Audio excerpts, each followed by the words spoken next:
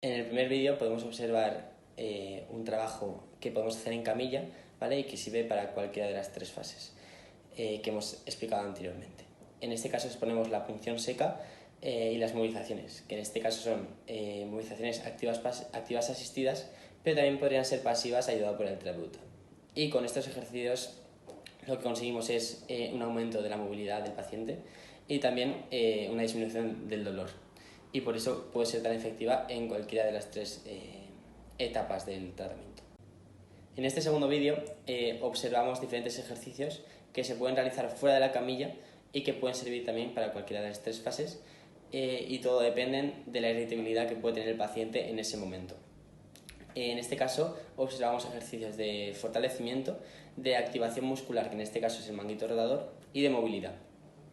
Y tendremos los mismos objetivos que en el vídeo anterior, que serían la disminución del dolor y el aumento del ROM, el aumento de la movilidad en diferentes planos.